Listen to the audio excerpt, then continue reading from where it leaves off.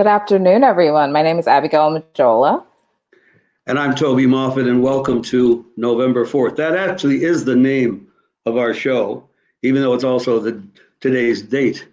We came up with that title for the show many, many months ago when Abby and I and our producer, Olivia Columbus, came up with the idea to do a show about the day after the election. And our assumption was that it would be the day after Donald Trump was defeated or thereabouts.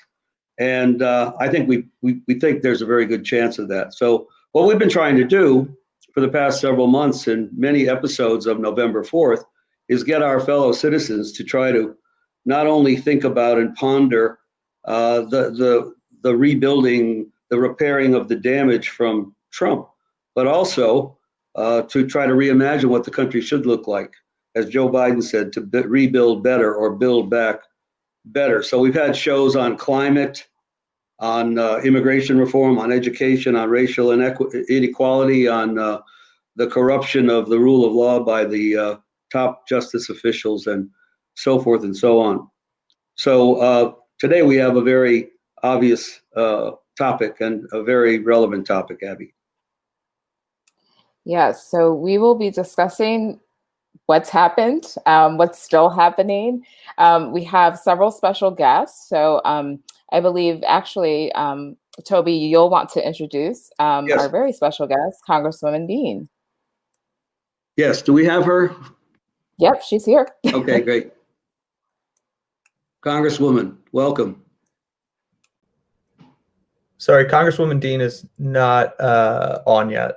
Okay, no problem. We'll bring her on when she arrives. We know life must be crazy up there in the Philadelphia suburbs today. So, Abby, why don't you introduce our next guest? Yeah. Okay.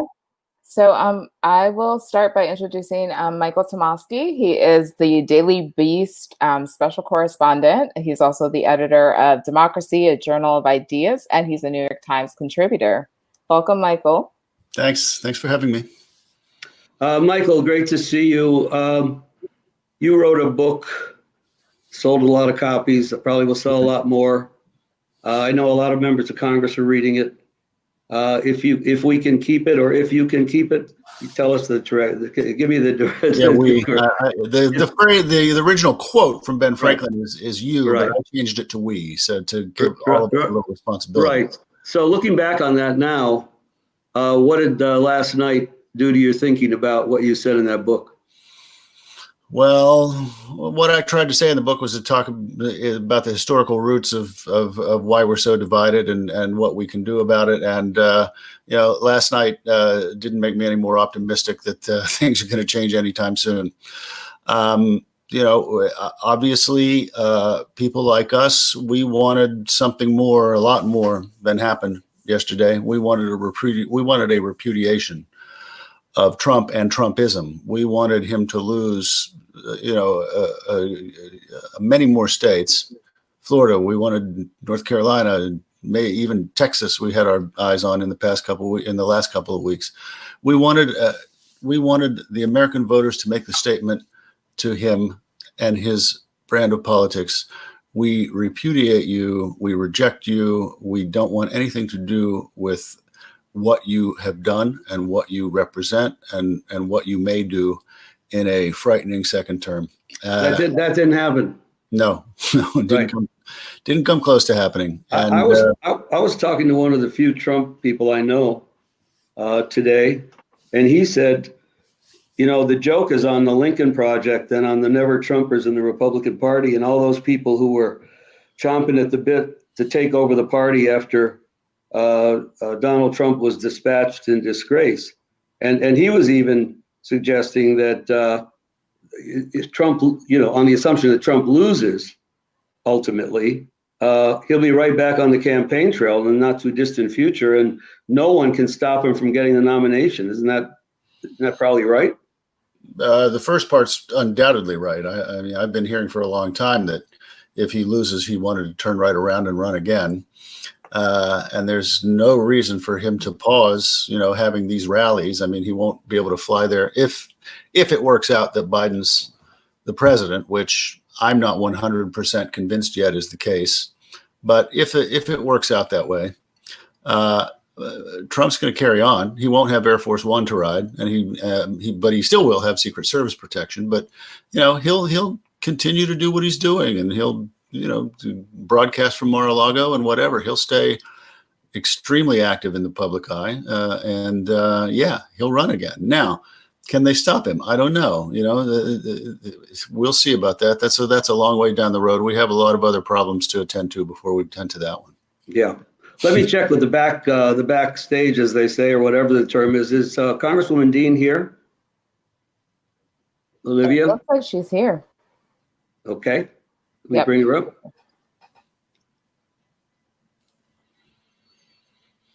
There she is. Oh, there I am. Hi, How are you? Hello. How's everybody? Abby said at the beginning, before you came on, that she was anxious, as though Yes. it was some sort of rare disease that only she has, That is the word of this time. When I Well, was going to polls yesterday, I went to 25 to 30 polls, which would be multiple of that in precincts. And the anxiety, that is the word that everybody's using. it So is. how are you, Toby? Well, we'll see. But thanks we know it must be crazy right now for you. And I know that you probably are not only, as I know you are, concerned about the top of the ticket and Joe, who you've always been a strong friend and supporter of, but also, it must be sad for you in terms of some of the losses we incurred, especially with freshman women colleagues of yours last night. That's the thing I can't shake. Surely I should be happy I won my first reelection to Congress, and I am, and I'm thankful for people who helped me and supported me. But the sadness, just profound sadness, when I heard that Florida, we lost Donna Shalala and Debbie Castle-Powell. Yeah. People I absolutely adore and love working with. Debbie and I serve on judiciary together, as you well know. Yes. But some of these other losses, Kendra Horn, Abby Finkenauer, Max Rose. Yes. So I'm very sad, profoundly sad about these losses. Well, we have Michael Tomasky here. I can't recall if you two have met, but Michael. Hi. Pleasure. we were just Congratulations on your reelection. Yes, thank you very much, indeed. Michael. And I should add that the Congresswoman is on financial services and judiciary, and also has played a leading role in trying to defend as many of our seats as possible. Michael, you have a question for the Congresswoman? Yeah, sure. I guess, you'll reconvene next January, hopefully with Joe Biden as the president. But your rank's a little bit thinned and people probably a little bit demoralized and probably, I'm guessing, a little bit more of the, left mainstream division or whatever you want to call it. I'm curious about that and what your thoughts are on that and whether that's, whether that's something that, is going to be something you'll all have to wrestle with in the new term. I'm sure it is. And I don't have an answer to your question, to be very honest. I'm really reflecting on it. And Toby, you and I are overdue for lunch to strategize, because here we are in Pennsylvania. We believed we would be, I'm still holding out hope that we would be the Keystone State that would deliver Biden and Harris a strong win. So it's very worrisome to me. I'm still watching races right here. We thought we had a very good pickup opportunity with Eugene DePasquale. In 10, Yep, in 10. We had hopes, but we knew it was a stretch for the Brian Fitzpatrick seat with Christina Finello, but it would have required a massive blue wave. Maybe Toby said this, but I am DCCC, one of the 5 regional vice chairs. So I have Maine to Maryland. So I'm watching all of those states and representatives and incumbents, and of course, worrying about Matt Cartwright and Susan Wild. I hope they're all going to be fine. But we're going to have some extraordinary work ahead of us. As you said, our ranks will be thinned. We'll have some new members. We will have the majority. I am optimistic that Joe Biden and Kamala Harris will be president and vice president. But we have a Senate that will look sadly similar to what we have been up against for these first 2 years of my congressional career. So I actually will throw the question back to you, Michael, and to you, Toby. It's cliche to say we will have our work cut out for us, but how do we do it? How do we mend this divide? How do we listen to one another better? How do we combat the false messaging that is persuasive? People like our values, like the things we stand for, and then they elect the things we stand for, and then they don't elect some of us. Yeah. I'd love to see from your perspective. Obviously, this is all just settling in, and we don't know yet where we're headed. But how do we mend this divide? How do we govern? How do we get away from the politics, and how do we govern effectively? So we're live streaming, as you know, on many different platforms. And I think a lot of people out there, since we have you, and we're not going to keep you very much longer, but what's going on the ground there, and what do you see as the prospects? Well, I represent, as you know, Toby, Montgomery County, suburban Philadelphia, and a piece to our west of Berks County. Montgomery County, particularly the hard east side of it, is dense, and it's dense with Democrats. We had robust mail-in voter requests. Over 270,000 folks requested of an 800,000 person population county. We had over 270 requests for absentee ballots among registered voters. It skewed heavily to the Democrats, somewhere in the area of 75 to 80%. We are down now, and I haven't seen the numbers in the last couple of hours. We still have 60,000 ballots out. And Biden, with that 60,000 ballot out number, was up 61-38. Montgomery County will be key. I think Biden will be rewarded with many more of those 60,000 ballots to be counted. Philadelphia County, an even stronger number of registered Ds, and we're awaiting the count there. So I believe the Biden number will begin to increase in Pennsylvania. So with these last 2 million votes over the course of this next 24 hours or so, I hope that Pennsylvania, we squeak it out. But it is not at all what I was hoping for. And I'm finding myself trying to use the values that I have been talking about, the virtue of patience, the virtue of let people do their work and count the votes. But you can see the disinformation and the nonsense that's going on at the very top. But Pennsylvania, we could eke it out with Pittsburgh, Lehigh, and the suburban ring counties in Philadelphia. Okay, Abby, question? Yeah, no, I mean, I'm just struck by the work that still needs to be done as we talk about reaching out to people and trying to widen our tent as Democrats, as progressives. But I also want to highlight, that when Republicans are in power, what we're seeing right now, right? So like the voter suppression, we're seeing the gerrymandering, right? Like there's work to be done on the policy pieces as well. And so I'm wondering, what is on the table for the House, because that is still a place we have power in. But what's like the top 3 priorities when session starts in January for the House? Then just thinking about how Republicans have wielded their power and how we need to make some changes there. Well, I hope that the top 3 priorities are around this pandemic and getting our arms around this national crisis with 225 growing number of deaths in this country. I've always found it absurd that the Republicans talk about let's rebuild the economy and then let's talk about the pandemic. We got to get at the virus first. So more CARES relief, more HEROES Act relief, and directly toward public health, and of course, a vaccine and therapies. That would be my number 1. I hope that is our caucus's number 1. Number 2 is I'm on financial services. I look forward to the opportunity to do effective things to rebuild our economy, to rebuild personal wealth and security, and not saddle people with untenable debt. make sure it is more equitably distributed.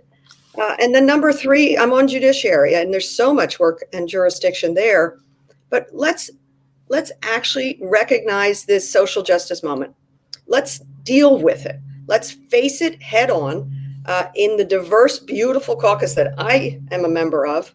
And I hope the Congress will be willing to continue that work, whether it's beginning with the George Floyd Justice and Policing and so many other things. So those would be my top 3.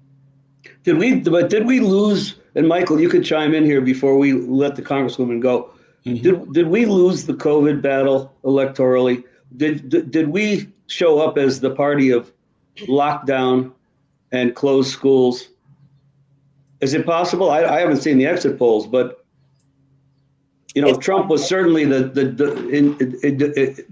defiance of masks and safety measures and belittling the number of deaths in a way. Did we lose on that? It's possible we did. And last night's returns here in Pennsylvania reminded me of what I learned very close up and personally as a 6-year member of the Pennsylvania House, that here in the southeastern portion of Pennsylvania, we tend to be in a bit of a bubble. We think people across the state think like we do, experience life like we do, and they don't. And so that's what's depressing to me when you take a look at the red and blue in the counties here. I think the Republicans and the Republican-held majority in both the Pennsylvania House and Senate were effective in bashing Governor Wolf and other governors like him for trying to take the right steps to protect folks and the economy. But I don't think I don't like what the vote reflects in terms of that argument. Yeah. Did you you won, your district is pretty Democratic, and you won 58-42 roughly.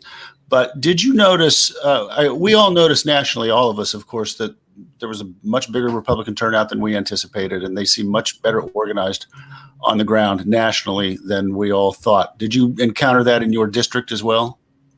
I thought the Democrats were incredibly organized. Mm-hmm. And as I went to polling place after polling place, I was stunned at the lines, particularly in the first half of the day, which I kept looking at and saying, is this a reflection of a very strong Republican turnout?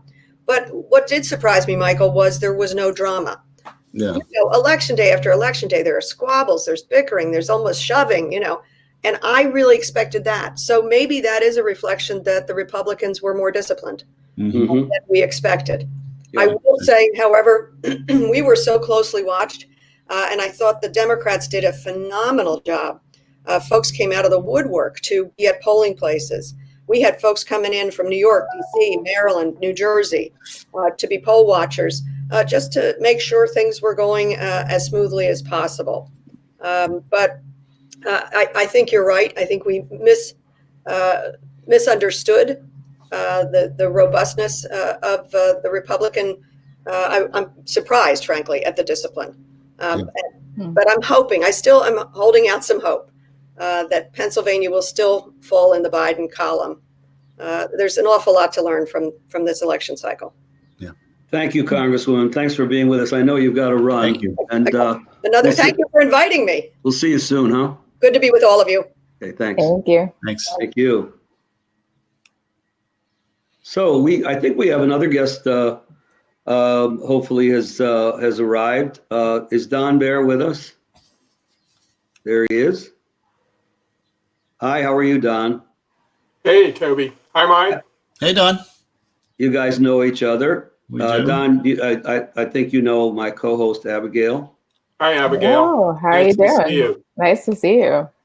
So Don was communications director for President Clinton some years ago, but has been doing all sorts of other really interesting things politically, culturally, leadership position with the board of PBS, leader at Burst and Marsteller until a short time ago.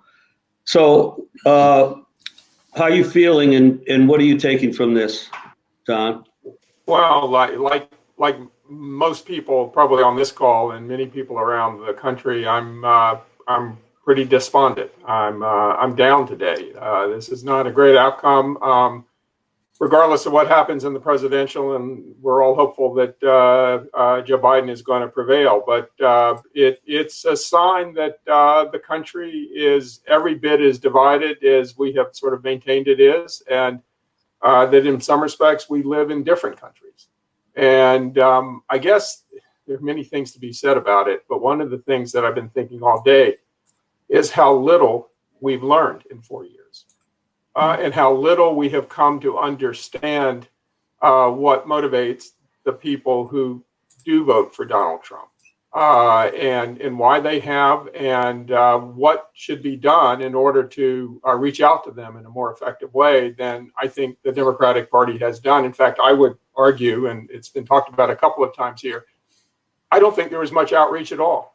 We see in some some states, obviously it's going to perhaps make the difference in the outcome here, that there was marginal outreach, and there was slightly more effective turnout of some of the sort of fundamental base of votes.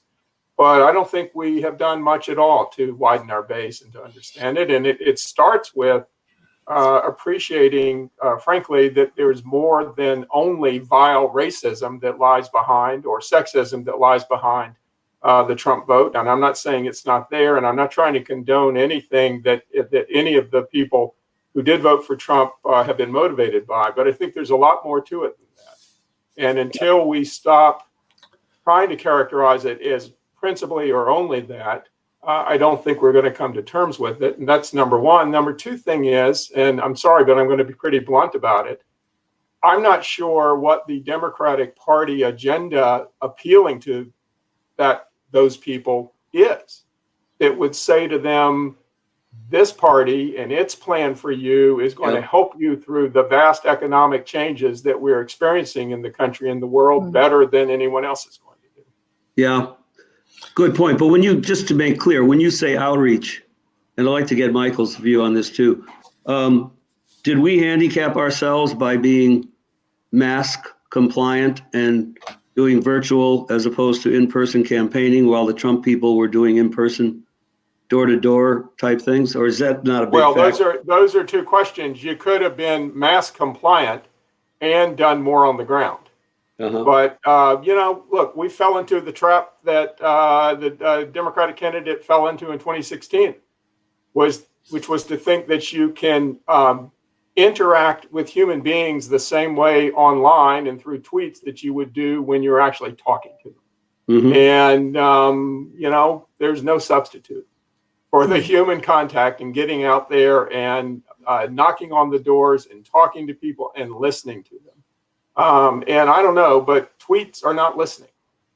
Tweets are not hearing what people are really telling you. So I think our ground game was inferior to theirs. Yeah. I think on the masks, 74% of people say they wear masks every time they go out, including 58% of Republicans or something like that.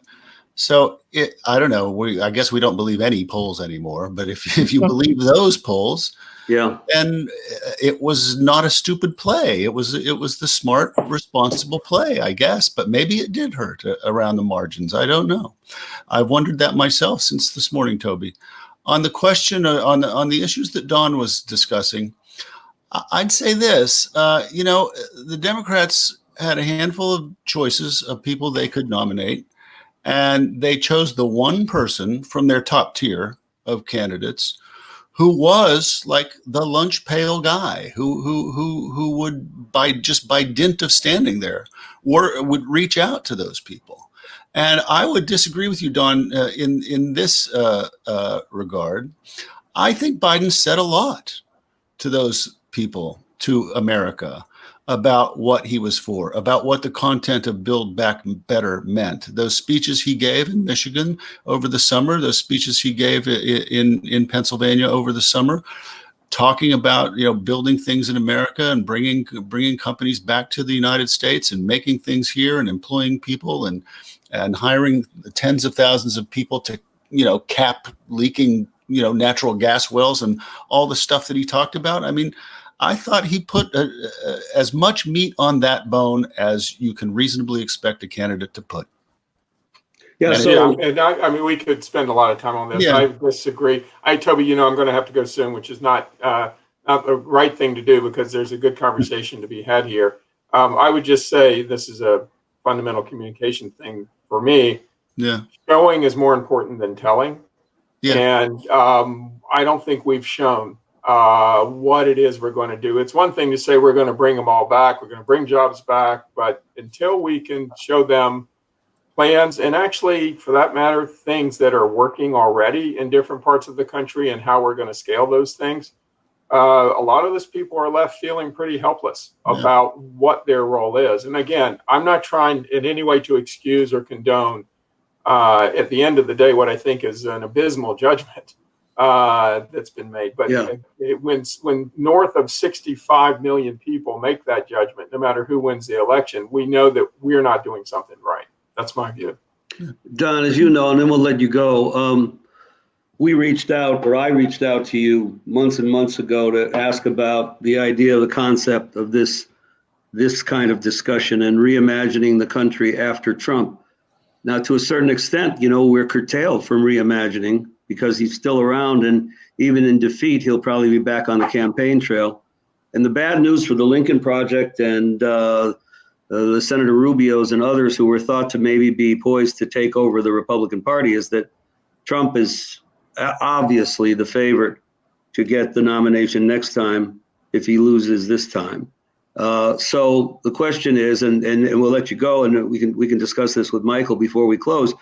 I mean, is there a reimagining to be done here? What does Joe have to work with? I mean, the whole idea of Republicans for fiscal discipline is gone. So presumably you can do a big infrastructure initiative. There are things he can do where he doesn't need the Congress. He doesn't need a deadlocked Congress and Senate, whether it's rejoining Paris on climate or redoing a deal on the Iran nuclear issue or whatever. So what are our hopes for? I mean, we're sort of down here now, right? We're sort of psychologically down, but if you wake up tomorrow or the next day and you know that there's a Biden presidency. I mean, look, Toby, I think the Biden administration, President Biden, needs to come forward with an aggressive, ambitious plan for the country.